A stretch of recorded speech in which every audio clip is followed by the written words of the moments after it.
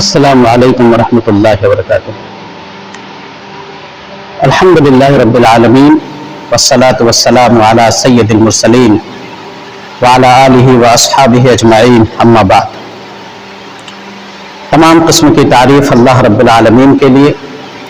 درود و سلام ہو نبی اور رسولوں پر، خصوصاً ہمارے آخری نبی تاجدار مدنی احمد مصطفیٰ محمد مصطفیٰ صلی اللہ علیہ وسلم پر۔ محترم ناظرین، ہم نے پچھلے درس میں وضو کے بعد کی دعا کیا ہے اور اس کی فضیلت کیا ہے، اس کے بارے میں نے آپ لوگوں کو بتایا تھا۔ اب آئیے دیکھتے ہیں کہ تیمم کرنے کا طریقہ کیا ہے، نبوی طریقہ کیا ہے تیمم کرنے کا۔ تو سب سے پہلے تیمم کرنے کے لیے ایک انسان جب تیمم کرے مسلمان، تو سب سے پہلے وہ بسم اللہ کہہ کر پاک مٹی پر ہاتھ مارے اور پھر اسے جھاڑے، یعنی مٹی اگر زیادہ لگ گئی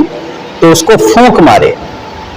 ہاتھ مٹی پر مارے اور اس کے بعد میں ہاتھوں پر پھونک مارے اس طرح سے کر کے، اور اس کے بعد اپنے دونوں ہاتھوں کا مسح کرے اور اپنے چہرے کا مسح کرے۔ جی، صحیح بخاری میں حضرت عمار بن یاسر رضی اللہ عنہ سے مروی ہے، وہ بیان کرتے ہیں کہ میں نے عمر بن خطاب رضی اللہ عنہ سے کہا، حضرت عمار بن یاسر رضی اللہ عنہ کہتے ہیں کہ میں نے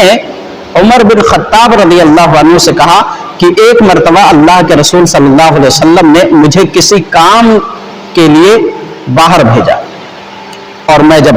سفر میں تھا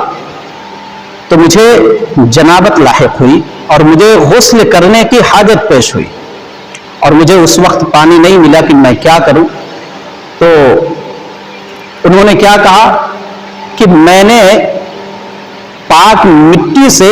طہارت حاصل کی۔ اور وہ کس طرح طہارت حاصل کی میں بتاؤں آپ کو کہ شاید عمار بن یاسر رضی اللہ عنہما کو تیمم کے بارے میں معلوم تھا،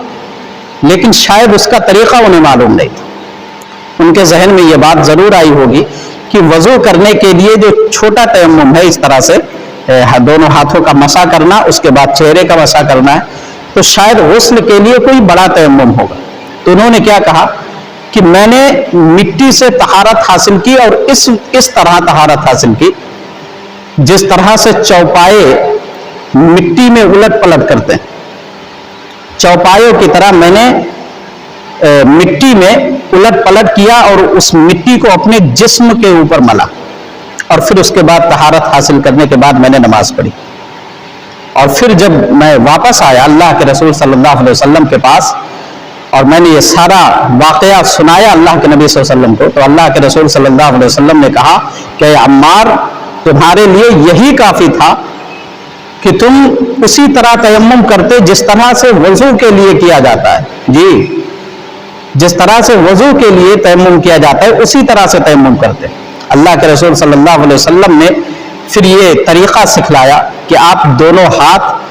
پاک مٹی پر آپ نے مارا، اور اس کے بعد اس میں پھونک ماری ہاتھوں پہ، اور پھر اپنے داہنے ہاتھ کی پشت پر آپ نے اپنا ہاتھ پھیرا، اور پھر بائیں ہاتھ کی پشت پر اپنا ہاتھ پھیرا اس طرح سے، اور پھر اپنے چہرے کا مسح کیا۔ یہ طریقہ اللہ کے رسول صلی اللہ علیہ وسلم نے عمار بن یاسر رضی اللہ عنہما کو سکھلایا۔ اب آئیے دیکھتے ہیں کہ جس طرح سے وضو کرنے کے لیے ہمیں بسم اللہ کرنا پڑتا ہے، اسی طرح سے تیمم کرنے کے لیے بھی ہمیں بسم اللہ پڑھنا۔ اب رہی بات، سوال یہ رہا کہ تیمم کرنے کے بعد کون سی دعا پڑھی جائے۔ تو تیمم کرنے کے بعد قرآن اور حدیث میں کوئی واضح دلیل نہیں ملتی ہے اس کی دعا کے تعلق سے، لہٰذا علماء شوافع نے یہ قیاس کیا ہے تیمم کا، وضو پر قیاس کیا ہے کہ جس طرح سے وضو کے بعد کی جو دعا پڑھی جاتی ہے